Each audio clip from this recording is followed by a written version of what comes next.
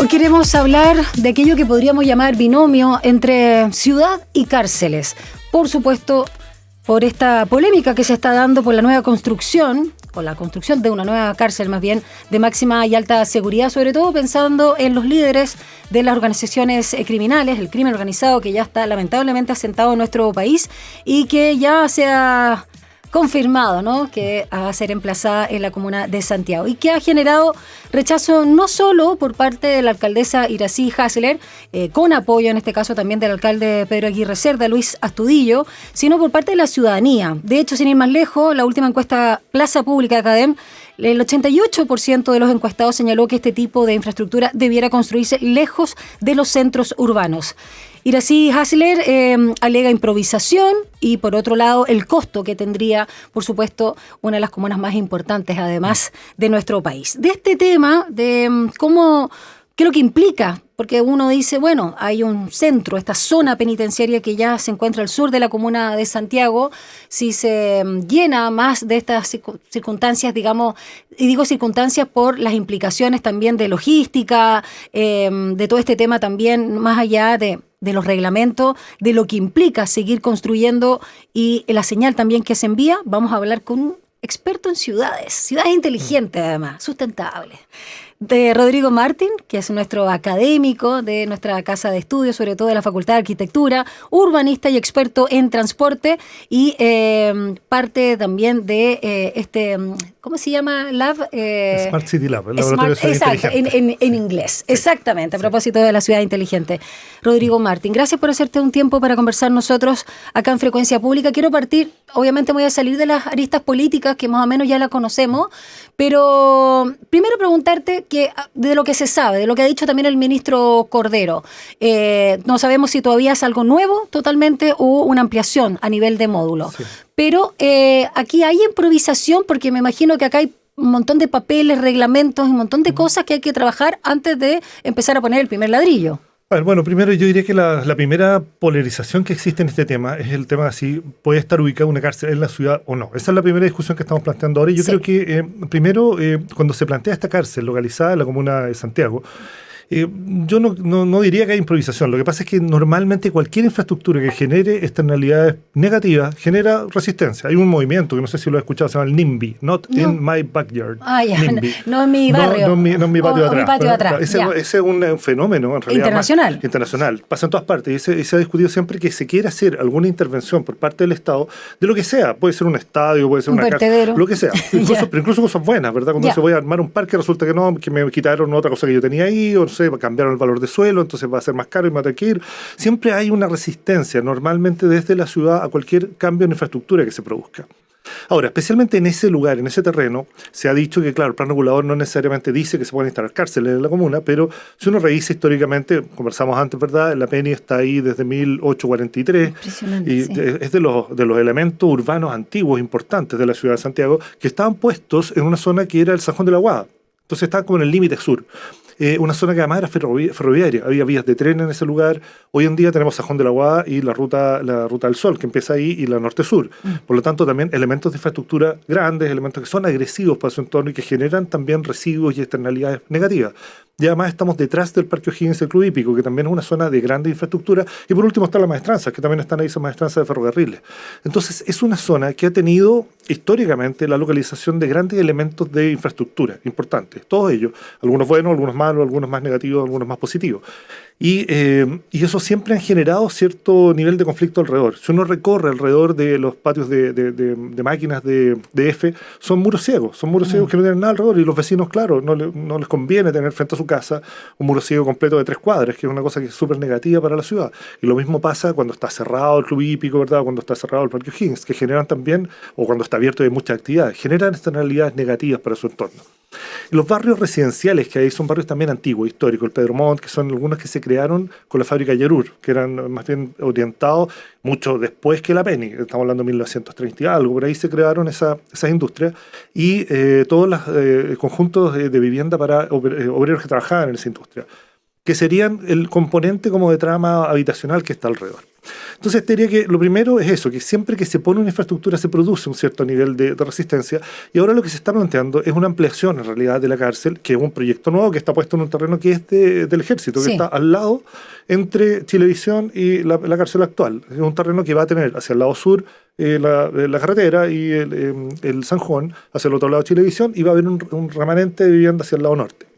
Entonces, estos elementos, lo primero es que esa infraestructura normalmente genera resistencia y tiene que haber una voluntad estatal para hacerlo.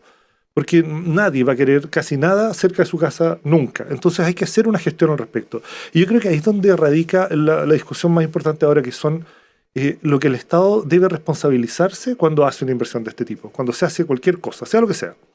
Cambia el valor de suelo, genera movilidad, genera que la gente tenga que irse, genera gentrificación. Baja el valor del suelo, ¿no? Depende, o sea, depende. Si fuera una cárcel. Claro, una cárcel la baja de todas maneras, pero si fuera un parque la sube. Las dos cosas son malas para los vecinos, porque cuando subes mucho el valor del suelo, generas que alguien diga, ok, mejor véndeme de otro lado porque voy a hacer un negocio y gentrifico y cambio a toda la gente que vive ahí, que son procesos que pasan en la ciudad. La gentrificación es algo que a veces se ve como algo súper negativo porque expulsa a los habitantes de un sector. Acá puede pasar lo mismo, pero de forma inversa. Tú pones una cárcel, baja el valor de suelo, la gente decide irse, lo compra, en algunos casos hasta mafia asociada a la gente que está metida en la cárcel, y se modifica entero el barrio. Entonces, yo diría que lo esencial es que esto nos plantea un cuestionamiento muy importante, la forma en que se desarrolla la infraestructura en la ciudad en Chile actualmente y las normas que tenemos para poder hacerlo. Si bien el plan regulador puede que no diga cárcel y que sea una voluntad estatal donde uno puede hacer una modificación, o sea, el ministerio podría hacer una solicitud de modificación de uso de suelo o lo que sea para meter una cárcel. Pero no es solamente eso, no es poner el bloque de la cárcel en ese lugar, sino que entender que la ciudad que está alrededor debe ser también compensada, mitigada o desarrollada en función de lo que se vaya a localizar ahí. Si uno quiere hacer algo súper bueno, no basta conocer ese parque ahí, sino que hay que pensar en qué pasa alrededor. Si vamos a hacer algo que es negativo, como una cárcel, hay que pensar qué ocurre en todo el entorno, cómo se va a producir mitigación, cómo vamos a controlar algo que casi no se toca en lo que es la planificación chilena, que es el valor de suelo. Normalmente aquí hablamos de zonas, usos restringidos, usos permitidos, pero nadie incorpora, a pesar de que está súper presente, el valor del suelo, porque es lo que cambia a la ciudad en general. Cuando, cuando hay buena rentabilidad aparecen loquetos verticales, aparecen edificios en San Miguel, ¿verdad? Y eso va cambiando la ciudad y el motivador es el valor de suelo. En este caso va a haber una operación que tal cual como lo haría el metro, por ejemplo, que sube el valor del suelo, esto va a bajar el valor del suelo. Y hay que tener una postura respecto a eso, hay que ser realista, hay que entender que hay que tener dosis de realidad para hacer las cosas. Y yo diría que en ese sentido son dos cosas. Si queremos hacer una cárcel en el desierto, una cárcel para... Sí, qué buena la idea. Otros están pensando hasta en islas. Claro, islas o cárcel o desierto. Vamos a pasar 10 años en hacer eso. Va a ser una inversión bastante más grande de lo que se está planteando acá. Y también con un montón de otras dificultades asociadas, incluso con temas de derechos humanos, cuando uno está puesto en un lugar demasiado alejado. Aislado, que no se puede supervisar, fiscalizar. Las familias no pueden ir. O la familia, exacto. Sí, entonces genera un conflicto de otro tipo. Yo creo que el sentido de realidad, yo diría que aplican en dos direcciones. Primero, entender que este proyecto es un proyecto que sí es viable y sí es factible en un tiempo relativamente corto. O sea, se podría hacer. Sería un proyecto que no va a quedar para el siguiente gobierno o para y que lo cambie de idea y que no se haga nada. Esto efectivamente podría tener un desarrollo relativamente rápido. El terreno está disponible, el proyecto es posible, está pensado.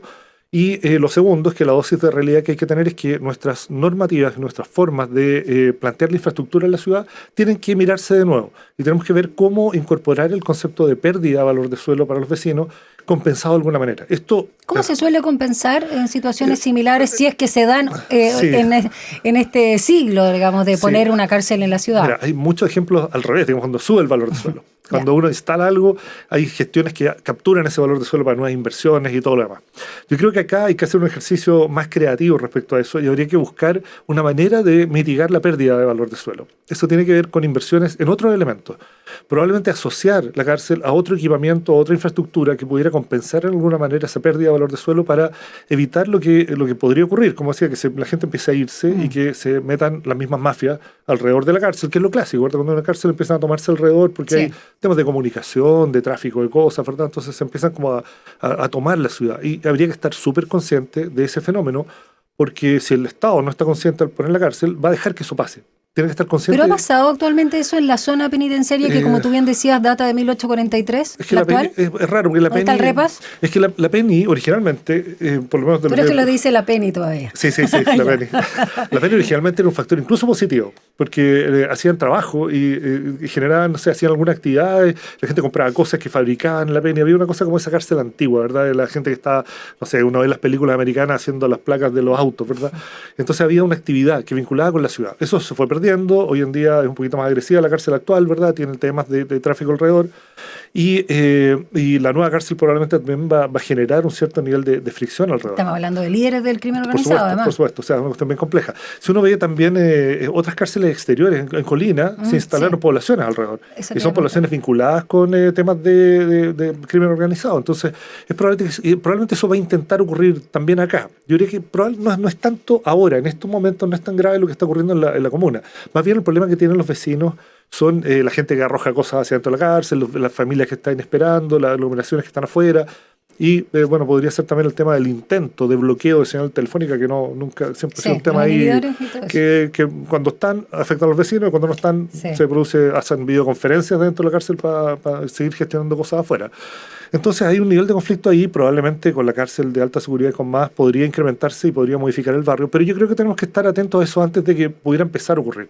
Es bueno que si el Estado va a hacer esto y lo tiene decidido, ya tiene el plan, que no se conforme con solamente tener un plan para hacer una cárcel. Lo que tiene que hacer es una gestión de barrio integral. Tiene que ver qué es lo que pasa en toda esa zona para evitar, primero, el escenario más negativo. Que la gente se vaya, que se lo tome todo el crimen organizado alrededor y que todas esas...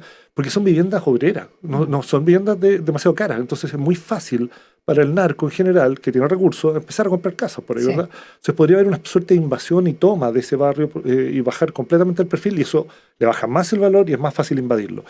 Y eso podría generar efectivamente un contexto súper complicado. Es un escenario muy negativo, ¿verdad? Pero es bueno que se piense ese escenario para poder entender que una intervención de esa infraestructura requiere una visión mayor, requiere que se mire el sector de la comuna y en vez de estar peleando con la alcaldesa, si lo van a hacer sí o sí, que se pongan de acuerdo, ¿no? Y que trabajen en cómo se mejora el barrio, cómo se instala otro equipamiento, otra infraestructura que mantenga y que compense en el fondo a los vecinos para que no quieran irse, no baje el valor de suelo. Quizá habría que buscar equipamientos de espacio público, buscar algunos equipamientos, no sé, de salud, de una serie de otros elementos que pudieran renovar y hacer mucho más vivible el sector y que subieran la calidad de vida a toda la zona, porque lo más seguro es eso, si mantenemos a los vecinos conformes, felices, contentos, instalados ahí con mejor calidad de vida, esto va a ser mucho más difícil que se lo tome cualquier tipo de crimen organizado.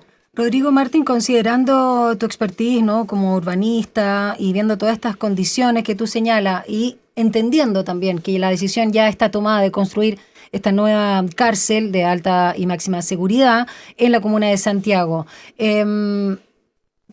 si es que tuviéramos en el supuesto o la hipótesis de que hubiese un margen de cambio de idea, pero considerando estos argumentos de compensación y de gestión integral, ¿para ti sigue siendo igual mejor, con las condiciones de nuestro país, ponerla en la actual zona penitenciaria, o también te parece que se podría evaluar o sería peor incluso en zonas más aisladas y desérticas, o llámese isla o llámese el norte, extremo norte, de lo que considerabas al inicio? Mira, lo que pasa es que yo te estoy planteando desde un punto de vista urbano arquitectónico, digamos, desde ese punto de vista. Exacto. En ese sentido, yo creo que las consecuencias de que esté ahí, hay muchos argumentos que están en otros planos, que tienen que ver con la cercanía de los juzgados, que también se discutió que es bueno y que es malo. Hay gente que dice que no es necesario. Hay túneles, de hecho. Sí, hay túneles en la cárcel para comunicarse con la Penny y con la cárcel.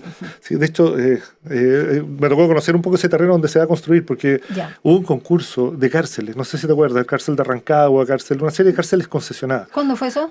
Hace hartos años, para serte franco, no me acuerdo, pero puede ser hace como, no sé, 10 años. Y me tocó participar en eso, y el equipo que estaba trabajando en el diseño de una de las cárceles trabajó ahí, con gendarmería, con el ejército, en ese terreno, en unos galpones. Y fui mucho a ese terreno, así que lo conozco, y vi que ahí además hay placas metálicas enterradas alrededor de la cárcel para evitar que se construyan túneles. Hay muchas cosas instaladas. Entonces, en realidad, claro, hay una serie de infraestructuras ahí, y como te decía, hay argumentos que tienen que ver con más bien esta cosa más de operación del juzgado, que dicen que efectivamente están en pro de estar ahí para que la cosa sea más fácil en términos de mover gente, en términos de traspasar de un lado a otro desde el juzgado hasta la misma cárcel.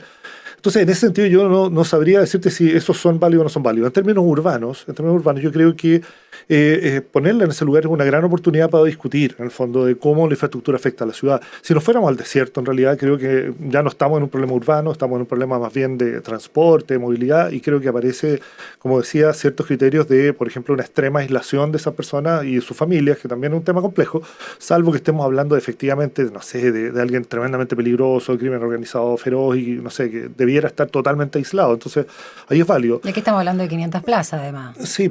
Entonces, claro, bueno, yo te diría que, en mi opinión, yo creo que el hecho de que está ahí genera una serie de ventajas de infraestructura en términos de cercanía a lo que ya está, y la oportunidad y la necesidad, digamos, inevitable de discutir los impactos que tiene la infraestructura en la ciudad. Si lo pusiéramos en la cárcel no hay ninguna discusión, o sea, si lo pusiéramos en el desierto no habría tanta discusión de nada respecto a eso, que no, y lo que es positivo de eso no es tanto mi ámbito. Yo no tendría que hablar con un abogado a ver si las cosas funcionan mejor estando en el desierto o estando en la ciudad. Ahora bien, de lo que hemos visto de este gobierno y pensando también en todos los ministerios involucrados, tanto los que son ya más de obra como los que mandatan esto, como el Ministerio de Justicia, no hemos tenido, ¿no?, para poder comparar si tienen una visión integral respecto a la construcción de grandes infraestructuras, como tú señalabas al inicio. Sí. ¿Crees que ahora habría la posibilidad, con esta presión, por todo lo que implica, contar, por ejemplo, ya que hablamos tanto de expertos y expertas, con un comité de asesores para generar esta compensación? O sea, que muy buen punto. Precisamente nosotros estamos trabajando como universidad en un proyecto para el gobierno regional en este momento, que es la Estrategia Regional de Desarrollo. Metropolitano. Sí. Y efectivamente una de las cosas que están diagnosticadas en esa estrategia es la necesidad de producir vínculos intersectoriales para todas las iniciativas que quiere tener el gobierno regional. Dentro de eso hay algunas entidades como el Comicivit, que es la Comisión Interministerial, que es un grupo de trabajo que organiza todos los distintos ministerios como coordinador. Es una especie de coordinación general a nivel nacional de todos los ministerios. Y también existen en escalas regionales. Cada región tiene su coordinación interministerial, y el GORE lo que está haciendo ahora, lo que está haciendo Claudio Rego específicamente, es tratar de definir los caminos mediante los cuales se puede coordinar a todos los actores intersectoriales de la región para definir iniciativas que sean de impacto regional, territorial, o incluso también de gobernanza o medio ambiente, transporte. Y como universidad, como facultad de arquitectura, nos encargó el GORE un trabajo que fue el mapeo de todos los actores para todas las iniciativas que tiene, para ver con quién se tiene que vincular, dónde hay conflictos legales, dónde hay facilidades. Y en eso, precisamente, dentro de las entidades que hemos conversado son las asociaciones municipales y también el Comicivit. Y creo que este es un tema de ese tipo, porque normalmente cuando uno trabaja esto, tiende a trabajar de forma sectorizada. Uno dice, ya, un problema de transporte está el Ministerio de Transporte, y resulta que eso tiene implicancia en términos de densidad, de vivienda, calidad de suelo, y debería estar también el Ministerio de Vivienda. En este caso está el Ministerio de Justicia, debiera estar los municipios, debería estar el Ministerio de Vivienda también, debería estar el Ministerio de Obras Públicas. Exacto. Debería haber una conversación general entre los distintos actores de todos los sectores implicados e impactados por esta intervención. No solo el desarrollo social nunca lo consideramos en nada. También debería estar, absolutamente. Debería haber en Chile eso es lo que más nos pena. De hecho, nosotros dentro de este mismo estudio estamos trabajando, porque nos asociamos para hacer esto con la London School of Economics, con el jefe de planificación allá, que es Ricky Burdett, que es un urbanista muy famoso. Él está trabajando con nosotros en este proyecto para el GORE, y una de las cosas que sorprende normalmente a todos los extranjeros cuando ven a Chile, especialmente a la región metropolitana, es primero que tenemos 52 alcaldes, ¿verdad?, que en realidad en toda la región, que son totalmente independientes y que no existe como una visión integrada, pero además que los ministerios no conversan entre sí, que tienen proyectos que son individuales y que las cosas están súper separadas, sectorizadas. En general, un extranjero que está acostumbrado, por ejemplo, a Londres, que tiene una autoridad metropolitana, que tiene un alcalde, que tiene una visión, y que los alcaldes además terminan siendo primer ministro. Entonces hay una cosa ahí como muy ordenada, muy clara respecto a la visión que se tiene de ciudad, y además una muy buena relación con los privados. Acá tenemos la cosa totalmente separada, totalmente segregada, y estamos acostumbrados a eso y no nos damos cuenta. Este proyecto es precisamente un proyecto que requiere la conversación de todos los ministros, de todos los actores involucrados para buscar esas compensaciones, porque Obras Públicas puede que construya la cárcel, ok, pero ellos no se van a preocupar de los problemas de vivienda que están alrededor, el tema de valor de suelo, y tiene que haber otro ministerio o otra Ceremi o otra entidad que esté metida dentro de eso. Quizá los beneficios, por ejemplo, no sé, estoy nombrando cosas al aire, pero hay un proyecto que son los PIMEP, que son los planes de inversión en infraestructura, espacio público y transporte, que están haciendo cada municipio en relación a los impuestos que están cobrando, que los tienen que reinvertir. Uno podría decir, ok, todos los PIMEP se reinvierten en la zona judicial para mejorar la calidad de vida, y eso es municipal. Entonces, ya, MOP, MIMBU, municipio, tienen que conversar y ponerse como un objetivo. De hecho, vi un proyecto en Londres que era muy bonito para la Villa Olímpica, por ejemplo, donde para el área olímpica decidieron desarrollar un sector que era un sector muy deteriorado, donde había un río contaminado, donde había industria abandonada, y lo que plantearon fue como área prioritaria de desarrollo. Y era una zona de la ciudad, que no era una comuna, no era un pedazo de una comuna, era un pedazo que tenía problemas, una zona.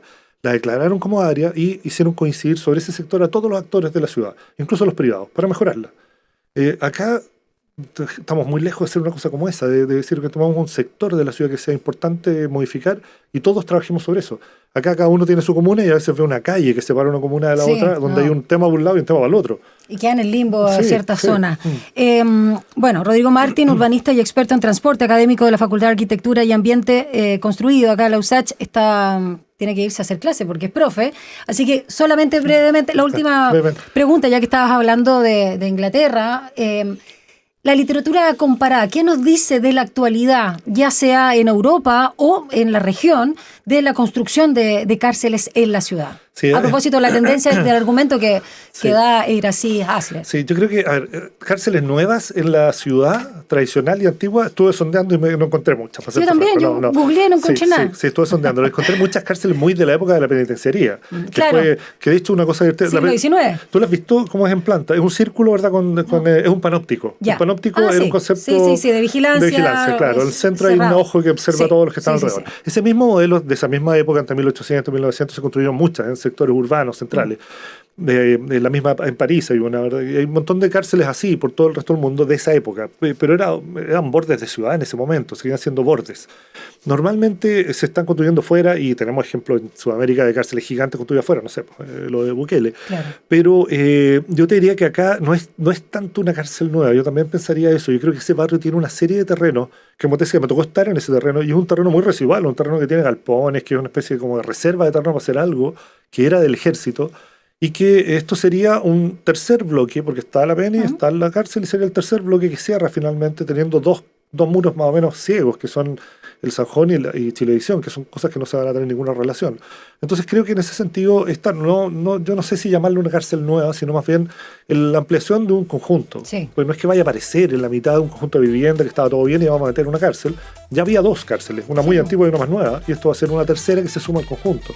Entonces, independiente que yo creo que sé que hay una discusión, que cárcel nueva o ampliación, ¿verdad? Sí. Yo creo que como conjunto es ampliación, como edificio es nueva, pero el efecto es que ya había un impacto de cárcel en la zona. Lo que hay que hacer es mirar ese impacto, entender los daños que causó y entender que está la oportunidad de ver cómo se compensan tanto lo antiguo que no se ha compensado como lo nuevo que se va a poner y discutir cómo se crea la ciudad alrededor de eso. Hay espacio entonces para conversar y poder generar una gestión, ¿no?, integral, tanto para la construcción o ya sea ampliación, como quiera, pero entendemos, y sobre todo para poder compensar también el entorno.